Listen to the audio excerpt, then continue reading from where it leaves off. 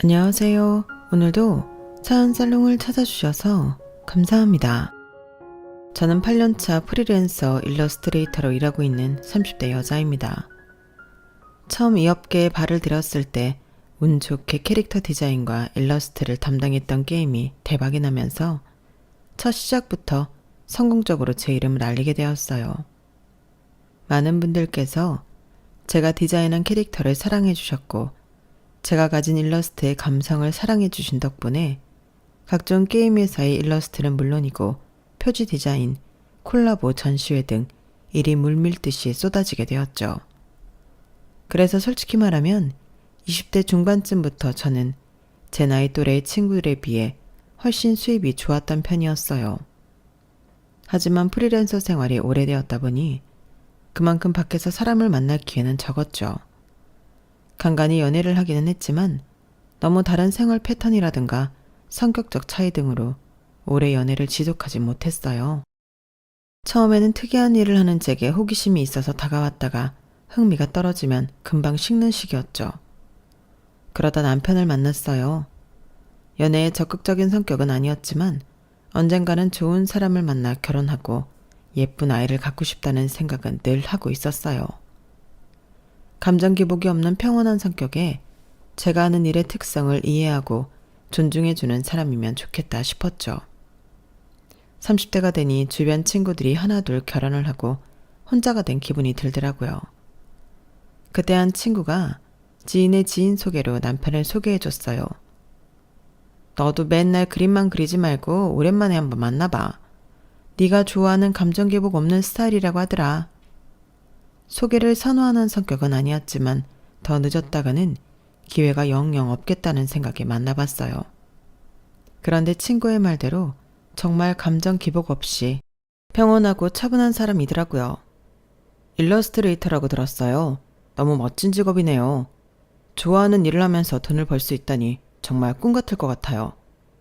혼자서 일한다니 쉬운 일이 아닐 텐데 참 고충도 많을 것 같네요. 존경스러워요. 그 말이 참 인상 깊었어요. 남들은 집에서 그림 그리며 돈 번다고 하면 다들 쉬운 일을 한다, 편하게 돈 번다고들 생각하던데 이 사람은 달랐어요. 제가 하는 일의 어려움을 충분히 공감해줬고 대단하다고 치켜 세워줬죠. 언젠가 꼭 만나고 싶다고 생각했던 이상형과 부합하는 사람이었어요. 몇 번 만나보니 오가는 대화 속에 서로에게 관심과 호감이 생겼고 그렇게 연애를 시작하게 됐어요.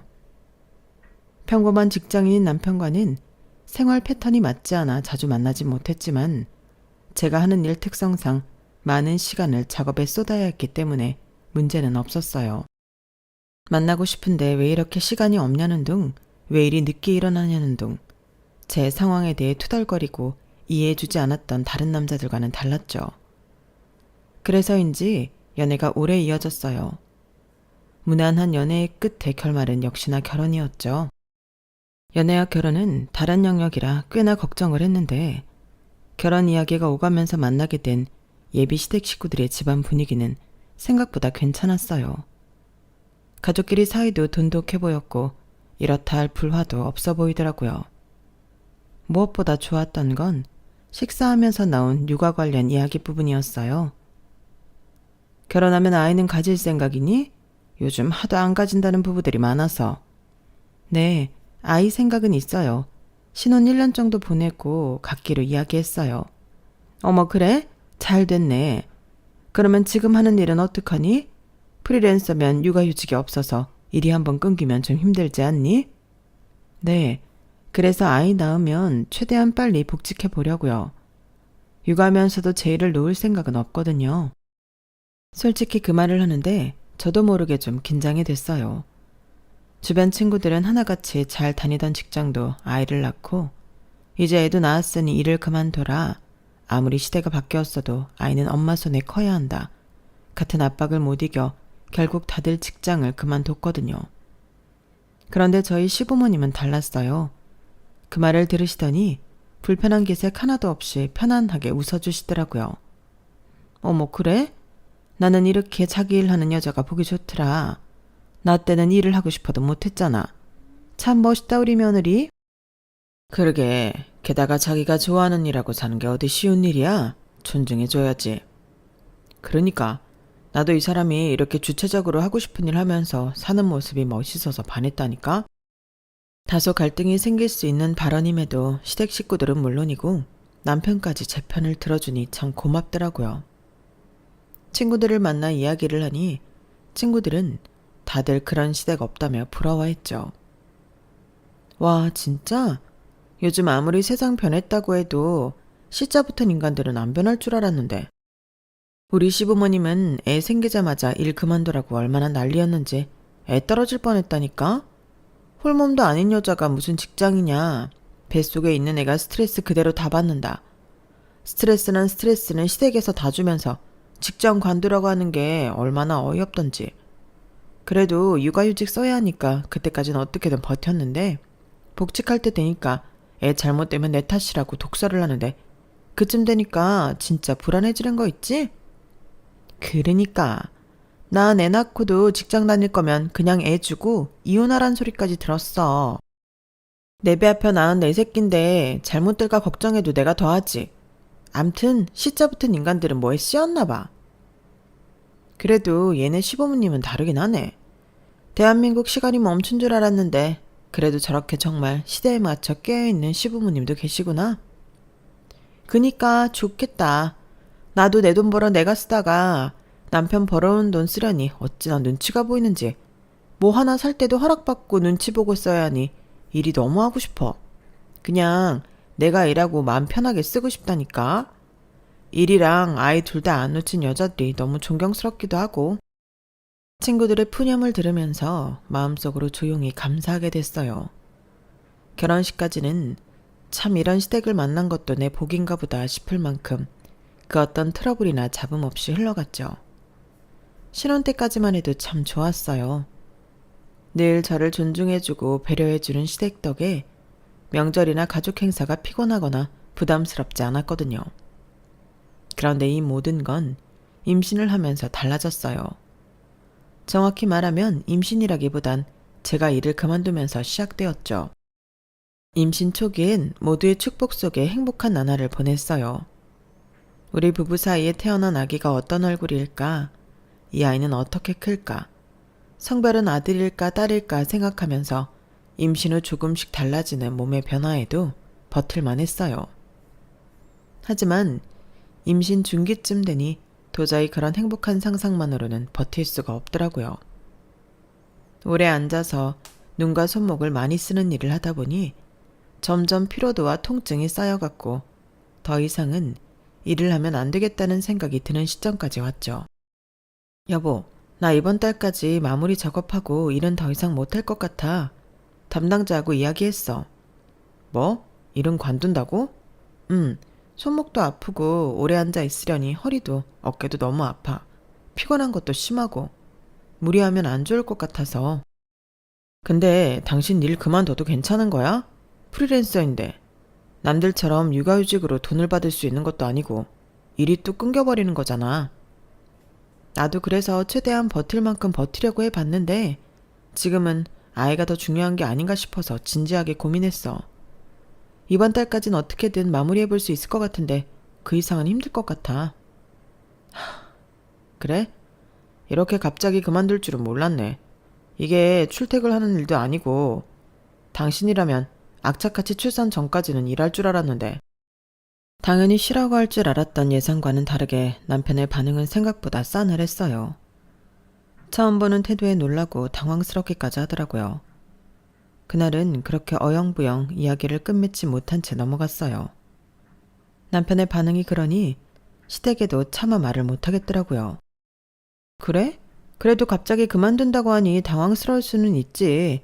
당분간 혼자 벌어야 된다고 생각하니 부담스러웠나 봐. 너무 안 좋게 생각하지 마. 니네 남편이나 시댁이나 그런 거 이해 안 해줄 사람들은 아닌 것 같은데? 그치? 나도 좀 예민하게 받아들인 거겠지? 남편이야 바로 자기한테 다가온 현실이니 당황해서 그렇게 반응할 수도 있을 것 같아. 시댁 식구들은 이해해 줄 거야. 네가 관두고 싶어서 관두는 것도 아니고 몸이 아파서 그런 건데. 건강한 아이 낳으려고 하는 거니까 이해하시겠지. 남편이 반응이 저러니까 시댁에도 괜히 말 못하고 있었는데 고마워. 시댁에도 얼른 이야기해야겠다. 친구가 준 용기에 그달 말 시어머니 생신 때 이야기를 꺼내기로 했어요. 하지만 시댁의 반응은 처참했죠. 아니, 벌써 일을 관두는 거니? 프리랜서는 일 한 번 끊기면 타격이 큰 거 아니니? 일하는 만큼 버는데 벌써 관두면 어떡하려고 그래? 이제 딸린 입이 하나 더 느는 건데 돈을 많이 모아둬야지. 애 낳으면 또 조리원 갔다가 애 본다고 당분간 일 못할 거 아니야. 요즘 외벌이로 사는 게 얼마나 힘든데. 출산 전까지 일하겠다고 해서 참 괜찮게 봤는데 이제 와서 좀 힘들다고 놀고 먹겠다는 거야? 일 끊기는 거 제일 싫은 건 저예요. 그런데 임신한 몸으로 하루 종일 작업하려니 체력이 정말 예전 같지 않아서 그래요. 어머님도 임신해보셔서 아시잖아요. 손목 어깨 다 무리가 오고 피곤하면 더하고 화면을 오래 보니 눈도 아프고 허리는 말할 것도 없어요. 태어날 아기 생각하면 지금부터 일을 중단하는 게 나을 것 같아서 그래요. 임신하면 몸 아플 거 모르고 그런 소리 했니? 아무튼 다 의지 문제지. 우리 때는 김장하다 애 낳고 그랬어. 기껏해야 편히 앉아서 그림이나 그리는 거면서 뭐 그리 힘든 일 한다고? 어이가 없고 서러웠지만 남편마저 저를 외면하더라고요. 어차피 더 반박해봐야 들을 생각도 없어 보여서 입을 꾹 다물었어요. 그래도 사람이 참 희망을 잃고 싶지 않은 건지 이것도 다 제가 갑자기 일을 그만둔다고 하니 온 식구가 당황해서 그런 걸 거라고 생각했어요. 시간이 지나면 다 이해해 줄 줄 알았죠. 하지만 나중에야 깨달았어요. 이해는커녕 시댁에서 일을 놓지 않는 며느리를 환영했던 이유가 어떻게든 자기 아들 힘들지 않게 하려는 이유였다는 걸요. 남들은 임신하면 일을 그만두라고 압박한다는데 저는 완전히 반대였어요. 시부모님은 어떻게든 저를 일하게 만들려고 혈안이었죠. 작업을 깔끔하게 마무리하고 몇 주간 쉬니 몸은 점차 체력을 회복했어요. 못 자던 잠도 푹 자고 음식도 직접 만들어서 건강하게 먹고 가벼운 산책을 하고 요가원도 끊어서 몸을 풀어주니 살 것 같더라고요. 그런데 어느 날 갑자기 시부모님께서 연락도 없이 찾아오시더라고요. 두 분 다 양손 가득 커다란 박스를 들고서요. 처음엔 제가 임산부다 보니 제 몸을 위해 이것저것 챙겨주신 줄로만 알고 감동했어요. 하지만 박스를 열자마자 그런 기대는 산산조각 났죠. 어머, 어머님, 아버님, 이게 뭐예요? 화장품? 웬 화장품을 이렇게 많이 가지고 오셨어요? 박스를 열자마자 화장품이 보이길래 튼살 크림 같은 건가 했는데 화장품 용기가 너무 작고 여러 개인데다가 종류가 똑같은 제품이 잔뜩 있더라고요. 어리둥절해하고 있으니 시부모님께서 가방에서 뭔가를 또 잔뜩 꺼내셨어요. 너 이제 좀 쉰 지 오래되지 않았니? 체력은 회복했을 테니 집에서 몸에 무리가 가지 않게 할 수 있는 일을 우리가 받아왔다. 내 지인이 화장품 회사를 다니는데 샘플 포장하는 알바가 필요하다고 하더라고. 집에서도 할 수 있다길래 네 생각이 나서 얼른 받아왔지. 이제 일도 못하는데 어떻게든 네 밥값은 해야 될 거 아니니? 이대로 쭉 복직할 때까지 더부살이 할 생각은 아니지? 네? 이걸 저보고 다 포장하라고요? 왜? 이렇게 비닐 하나당 4종류만 넣고 비닐 닫으면 끝이야. 설마 이 간단한 것도 힘들다고 못하겠다고 할 생각은 아니지? 어머님, 진짜 호준 씨 어머님이 낳은 거 맞으시죠? 뭐라고? 갑자기 그게 무슨 소리야? 뭐 아버님은 임신을 해본 적이 없으니 뱃속에 아이를 품고 있는 것만으로도 얼마나 몸의 변화가 크고 힘든지 모르실 수도 있겠다 싶지만 어머님은 아니시잖아요. 그런데 너무 모르는 사람처럼 구시길래 남편을 어머님이 낳은 게 아닌가 싶어서요. 이게? 어머님 배로 낳은 자식이 맞다면 죄송한 말이지만 저한테 해도 너무하신 거 아니세요? 애초에 손목 아파서 하고 싶은 일도 못하고 쉬는 사람한테 또 손목 쓰는 일을 하라고요? 전 못해요. 이제야 좀 회복하고 살만해졌는데 괜찮아지자마자 일을 하라뇨. 말도 안 되는 소리세요. 그럼 우리가 들고 온 것까지만 해. 우리도 어렵게 부탁해서 일부러 받아온 거야. 이것도 원래 회사 가서 해야 되는 일이라고. 그럼 어머님, 아버님께서 하시면 되겠네요. 퇴직하시고 집에서 심심하시죠? 적적함도 달래고 생활비도 보태고 하면 딱이겠는데요. 너 하라고 가져온 거라니까. 얘가 지금 무슨 소리라는 거야? 우린 이런 건 못해. 아까는 쉬운 일이라면서요. 저도 못해요. 두 분께서 어렵게 받아오신 일이니 직접 하시든 다시 돌려드리든 하셔야죠. 저는 일 받아달라고 한 적 없어요. 가지고 돌아가세요. 저는 박스를 들어 집 밖에 내놨고 어머님 아버님은 어이없다는 듯 들릴 듯 맞듯한 목소리로 제 욕을 하며 나가셨어요. 이런 일을 겪고 나니 저도 더 강해져야겠다는 생각이 들더라고요. 아니나 다를까 시댁의 횡포는 그때부터 시작이었어요. 몸이 어느 정도 회복되고 나서 친구들에게 연락이 오기 시작했어요. 서윤아, 너 일 그만뒀다면서? 그럼 아기 나오기 전에 좀 만나자. 너 일할 땐 일 바쁘다고 잘 못 만났는데 아기 나오면 또 육아하느라고 못 만날 거 아냐. 어머, 난 너무 좋지. 나도 니네 너무 보고 싶다. 나도 하루 종일 일 없이 집에만 있으니 적적해. 임신한 저를 신경 써서 친구들이 저희 집 앞까지 와줬어요. 동네에서 제일 크고 분위기 좋은 브런치 카페에서 같이 점심을 먹고 차를 한 잔씩 마시며 수다를 떠니 알게 모르게 속에 쌓였던 스트레스가 확 풀리더라고요. 게다가 친구들이 임신을 축하한다며 선물도 사들고 오고 몸 걱정도 많이 해줘서 정말 고맙고 감동이었죠. 얘들아, 와줘서 정말 고마워. 니네 덕분에 오늘 너무 즐거웠어. 고맙긴. 우리도 너 보니까 너무 좋다. 이제 자주 보자. 우리가 올게. 그래. 우리도 애들 어린이집 보내놓고 심심해. 이 시간에 딱 모이면 되겠다. 나야 너무 좋지. 맨날 와도 돼.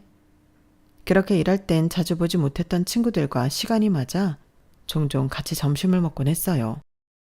그런데 어느 날 시댁 식구들이 모인 단톡방에 갑자기 제 사진이 올라오더라고요. 친구들과 자주 갔던 동네 브런치 카페에서 친구들과 수다 떨고 있는 제 모습이었어요. 몸 안 좋다고 일 드신다더니 아주 즐거워 보인다? 너 집안일은 하니? 아이고, 살판 났네. 언제는 애 낳아도 일은 계속 할 거라더니 역시 사람 말을 고지고대로 믿으면 안 되는 거였는데 팔자 너무 좋아 보이네. 사진 올린 사람은 신우이였고 시부모님이 번갈아가며 답장을 했어요. 이걸 언제 찍으신 거예요? 아니, 근처에 미팅이 있어서 나왔다가 우연히 봤는데 즐거워 보여서 공유한 거야. 오해하지 마, 올케. 근데 솔직히 나도 좀 놀랐다. 올케 몸이 많이 안 좋다고 들었거든. 이 정도로 쌩쌩한 거면 혹시 부탁 하나만 해도 될까? 네? 무슨 부탁이요? 아니, 우리 미나 학예회가 있는데 나는 직장 때문에 시간을 못 빼게 생겼거든. 그런데 어머님 아버님께 부탁드릴 순 없으니까. 올케가 우리 중에 시간도 제일 많고 체력도 있으니까 좀 찍어줄 수 있어? 형님, 무슨 그런 심부름을 시키세요? 나도 우리 딸 학예회 하는 거 보고 싶은데 회사에서 눈치를 그렇게 주는데 어떡해, 응? 일 안 하는 올케가 좀 귀찮아도 한번 해줘. 올케한테도 조카잖아. 미나 귀여워하잖아. 신우이가 조카까지 걸고 넘어지는 바람에 더 이상 거절하기가 힘들더라고요. 엄마가 못 오는 학예회를 홀로 보내야 하는 조카가 눈에 밟혀서 결국 조카 학예회는 가게 됐어요. 신우이의 의도는 짜증났지만 결과적으로는 좋은 시간을 보냈어요. 조카는 절 보고 너무 반가워하며 좋아했고 조카의 재롱을 막상 보고 나니 저도 기분이 좋아졌거든요. 끝나고는 조카에게 맛있는 밥도 사주고 함께 시간을 보내고 헤어졌어요. 하지만 다음부터는 절대 시댁 식구들의 농간에 놀아나지 않겠다고 다짐했죠. 그 이후로 추석이 돌아왔어요. 시댁 식구들과 모여 밥을 먹는데 아직 장가를 가지 않은 도련님이 하소연하듯 연애 상담을 하더라고요. 아, 누나도 형도 다 결혼했는데 나만 결혼 못해가지고 나도 좋은 여자 만나서 데리고 와야 하는데. 야, 이상한 여자 만나서 평생 등골 빼먹히고 사는 것보다는 혼자 사는 게 낫지. 요즘은 혼자 사는 남자들도 많다더라. 걱정 말어. 그러니까 요즘은 여자애들도 어찌나 불려시 같은 애들이 많은지 결혼할 때랑 하고 나서랑 말이 다르다니까. 그래, 공부 많이 하고 능력 있는 여자 만나도 임신하고 몸 아프다고 다 관둬버리면 아무짝에도 쓸모없지. 여자 말 너무 다 믿지 말아라. 자기 힘들면 하고 싶은 대로 하는 기분파들이 대부분이니까. 어머님, 아버님, 그거 지금 다 저 들으라고 하는 말씀이세요? 딱히 그런 건 아니었는데 왜 찔리냐? 찔리면 언제든 다시 일 시작하면 되지. 뭐가 문제야? 그래, 네가 억울할 게 뭐 있다고 그런 표정을 짓니? 지금 혼자서 힘겹게 생계 담당하는 네 남편이 더 억울하지 않겠어? 제가 일 관둔 지 5년이 됐어요. 10년이 됐어요. 이제 겨우 2개월이에요. 도대체 언제까지 이렇게 스트레스 주실 건데요? 스트레스 받지 않으려고 일 관뒀는데 왜 이렇게 도움을 안 주세요? 그래?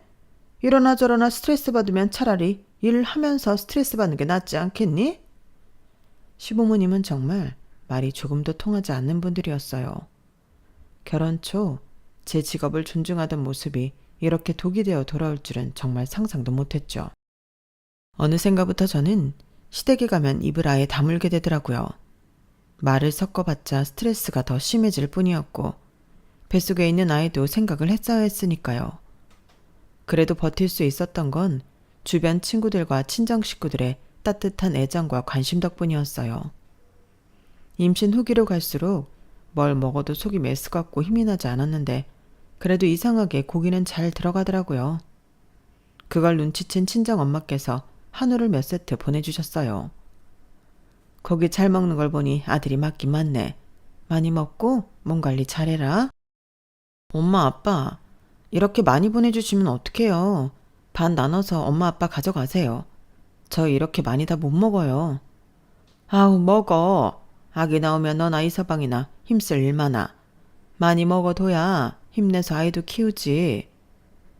부모님께 몇 팩 돌려보내드리려고 했지만 부모님은 끝내 거절하셨어요. 정말 질 좋은 고기로 사다 주셔서인지 더부룩한 와중에도 맛있어서 잘 들어가더라고요.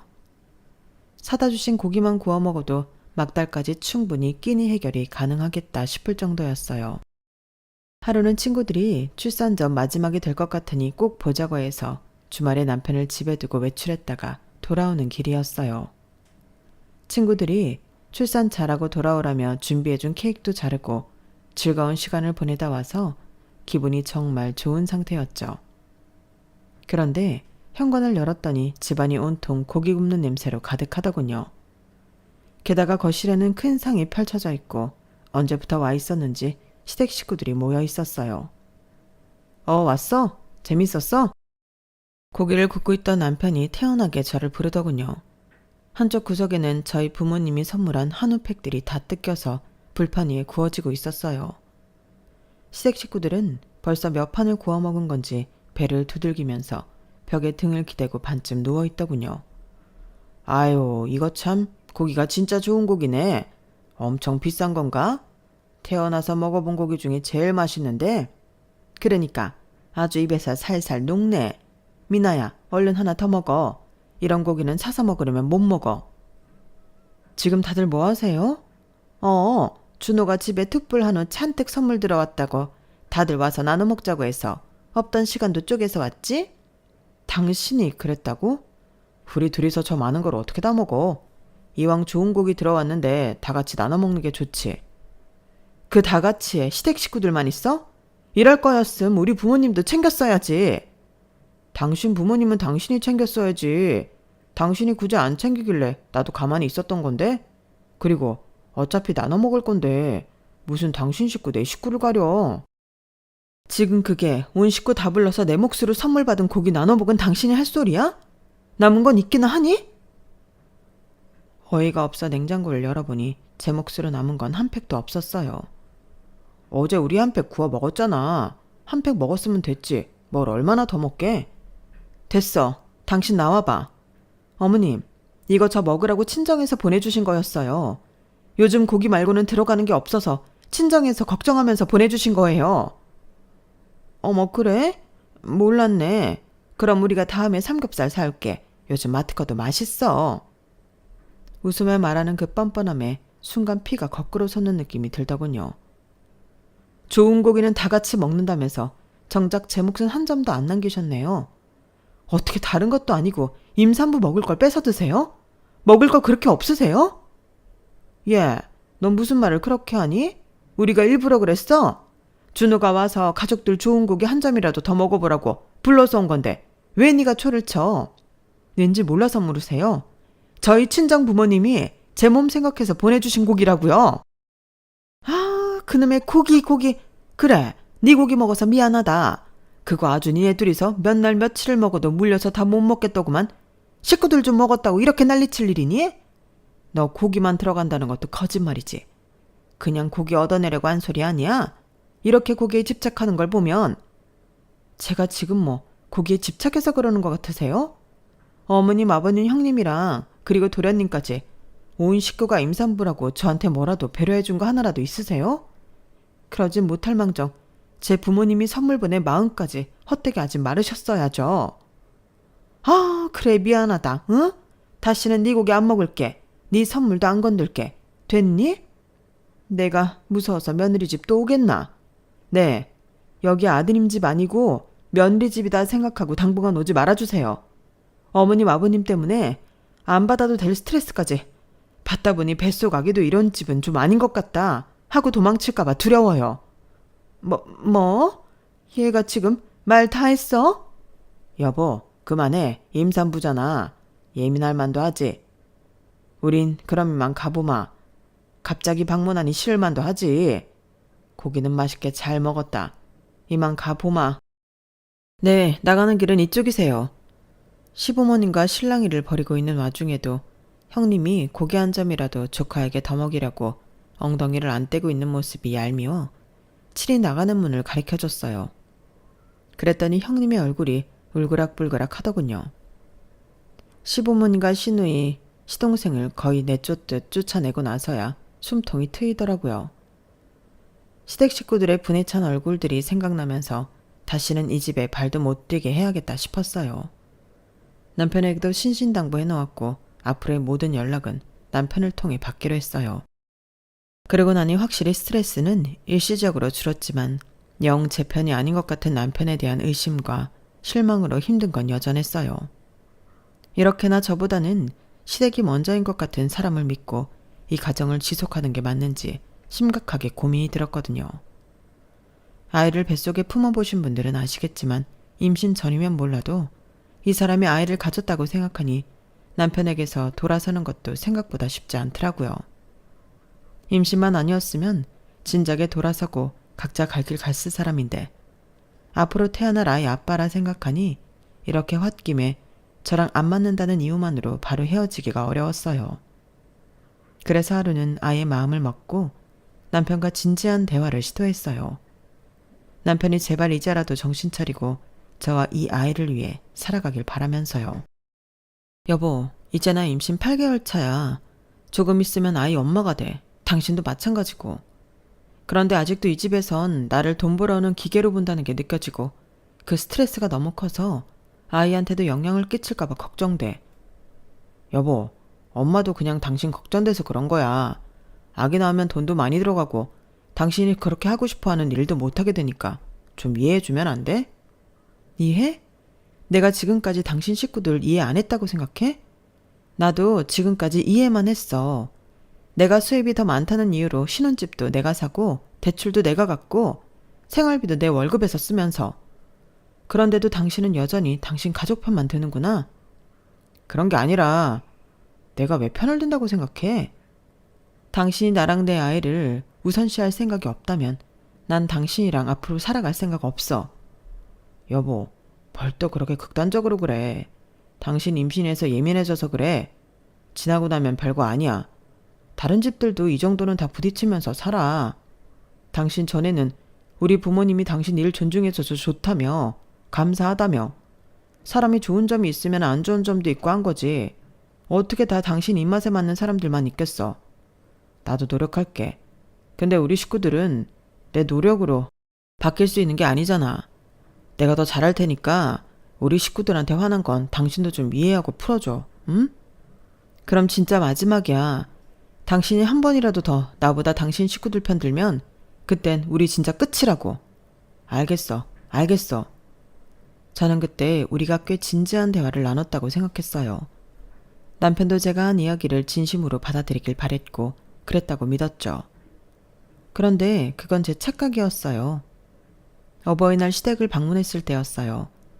남편 말대로 저도 지나고 보니 시댁에 너무 화만 낸 건가 싶은 생각이 들어 앞으로 태어날 아이를 생각해서라도 시댁과 관계를 원만하게 바꾸기 위해 노력해야겠다고 생각했어요.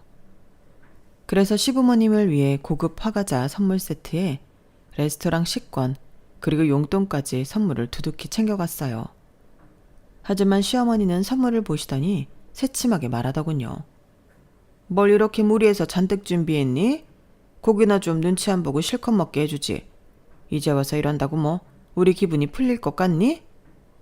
어머님, 아직도 그때 일로 화나 계세요? 그땐 죄송했어요. 친정 부모님께서 특별히 신경 써주신 건데 남편이 저한테 따로 이야기도 안 해주고 시댁 식구들과 다 먹고 있으니 조금 묵했던 것 같아요. 됐다. 그런 얘기가 지금 와서 다 무슨 소용이니? 어머님은 방 안으로 들어가서 주섬주섬 뭔가를 꺼내오시더라고요. 어머님 손에 들려있던 건 근처 고깃집 서빙 알바를 구하는 전단지였어요. 어머님은 전단지를 테이블 위에 척 내려놓더니 말씀하셨죠. 선물은 됐고 이거나 해. 집에서 놀고 먹지 말고. 그렇게 좋아하는 고깃집에서 일하는 건데 어때? 이게 우리한테 주는 제일 좋은 선물 아니겠니? 그 말을 듣는 순간 정말 머리가 띵해지더군요. 몇 번을 같은 주제로 싸움을 반복해도 이건 내가 스스로 끝내지 않는 이상 안 되겠구나 하는 생각이 들었어요. 어머님, 일은 제가 안 한다고 몇 번이나 말씀드렸잖아요. 어떻게든 제가 임신하고도 일하는 꼴을 봐야 속이 시원하시겠어요? 왜? 너도 좋아하는 고깃집에서 용돈도 벌고 하면 좋지 않니? 언제까지 남편 돈으로 살 거야? 그것도 마음 불편하다 너? 그래도 혹시나 남편이라면 이제는 다른 반응을 하지 않을까 기대했던 것 같아요. 그동안 나눠온 진지한 이야기와 부탁들이 있으니까요. 하지만 남편은 내심 같은 생각이었는지 웃음기 가득한 얼굴로 말하더군요. 아, 그러네. 우리 와이프가 고기를 워낙 좋아하니까 엄마 말이 틀린 건 아니긴 하지. 그 말을 듣는데 온몸에 피가 차갑게 식었어요. 남편에게는 이제 더 이상 어떤 기회도 안 줘도 되겠구나 싶었죠. 그 말 진심이지? 지금 당신이 웃은 것도 후회 안 할 자신 있는 거지? 응? 그게 무슨 말이야? 남편은 어리둥절한 얼굴로 고개를 갸웃했지만 굳이 덧붙여 설명해 줄 필요는 못 느꼈어요. 저는 그날 막다지껄한 시댁 분위기 속에서 혼자 침묵을 지켰어요. 그리고는 만삭에 가까워져가는 배를 쓰다듬었죠. 그 뒤로는 시댁에 아예 가지 않았어요. 그리고 2달 뒤 출산 예정일에 맞춰 건강한 아이가 태어났고 전 그 아이를 품에 안으며 다짐했어요. 이 아이는 저 혼자의 힘으로 키우겠다고요. 조리원 퇴소 당일 미리 준비해둔 짐을 들고 친정으로 향했어요. 남편에게는 단 한 통의 문자만을 남겼죠. 당신이 전혀 날 보호할 생각 없이 웃던 그날 나도 당신을 버릴 준비를 시작했어. 이 집은 4명이니까 빠른 시간 내로 비워줘. 하루아침에 저와 아이를 잃은 남편은 수십 통의 전화를 걸어왔고 시부모님께서도 저는 물론이고 저희 부모님께까지 전화를 하더군요. 하지만 자초지종을 알게 된 친정에서도 시댁의 연락을 차갑게 거절하셨어요. 나 혼자 이 모든 걸 감당해 왔더니 너무 가슴이 아프구나. 이제라도 집에 왔으니 됐다. 네가 다시 일할 수 있을 때까지 정우는 우리한테 맡기렴. 그래, 네가 경제력이 있을 때는 그렇게 극진히 대접해주더니 아이 낳자고 일 관둔 걸로 사람을 하루아침에 그렇게 취급할 줄 누가 알았겠냐. 나도 그런 집인 줄 알았다면 우리 귀한 딸 시집 안 보냈다. 이런 결정 내리기 쉽지 않았을 텐데. 잘했다. 뭐가 걱정이니? 아직 엄마 아빠가 네 곁에 있는데. 그날 느꼈어요. 정말 피가 물보다 진하다는 말이 괜히 있는 게 아니란 걸. 결혼이라는 사양만으로도 저에게 든든한 버팀목이자 동반자가 되어줄 줄 알았던 남편은 결국 결정적인 순간에는 늘 시댁 편이었어요. 결혼을 하고 나서는 친정에 기대면 안 된다는 생각에 힘든 일이 생겨도 꾹 참고 털어놓지 않았던 친정 부모님은 오히려 가장 어렵고 힘든 순간에 가장 큰 힘이 되어주시더라고요. 부모님께 참 죄송하고 감사한 마음이 들면서 또 한편으로는 다행이라는 생각이 들었어요. 부모님이 아니었다면 이렇게 자신을 위한 결정을 내릴 수 없었을 것 같았거든요. 제가 겪은 모든 일을 알게 된 친정 부모님께서는 남편을 압박해 이혼 서류를 작성하게 했고 오랜 시간 후 남편이 끝내 이혼 서류를 작성해서 보내주자마자 저는 바로 이혼을 했어요. 그 사실을 뒤늦게 알게 된 시댁에서 난리를 쳤지만 이미 늦었죠. 저는 남편에게 충분한 시간을 줬지만 남편은 이런저런 핑계를 대며 집을 나가지 않더라고요. 이 집에 있으면 언젠가 당신이 돌아올 것 같다느니 이상한 소리를 하길래 그냥 집을 팔려고 내놔버렸어요. 제가 아닌 다른 집주인이 생기자 별 수 없이 나가게 됐죠. 지금은 그 집을 판 돈으로 새 집을 샀고 친정 부모님을 모시고 와서 같이 살고 있어요. 그런데 정말 신기하게도 1년 사이에 남편과 살던 옛집은 집값이 똑 떨어진 데 비해 새로 이사 온 집은 집값이 많이 올랐어요. 그때 집을 내놓은 게 신의 한 수였죠. 아이는 그동안 제 손으로 직접 키웠고 이제는 다시 슬슬 복직 준비를 하려고 해요. 마침 예전에 디자인했던 제 캐릭터가 추억의 게임들이 회자되면서 다시 인기를 얻어 작업 제안이 들어오기 시작했거든요. 친정 부모님과 함께 살고 있으니 아이를 봐주실 수 있어 크게 걱정할 것도 없었죠. 이혼을 하기 전엔 걱정이 정말 많았는데 막상 하고 나니 일이 잘 풀리는 것 같아요. 이 결혼으로 하나 얻은 게 있다면 나를 사람답게 대하지 않는 것에서 애써 머물 이유도 버텨야 할 이유도 없다는 걸 몸소 깨달았다는 점이에요.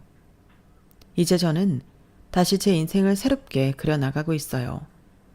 그리고 제 품에 있는 이 작은 아이에게 세상에서 가장 단단한 사랑만을 가르쳐 줄 거예요. 제 이야기는 여기까지입니다.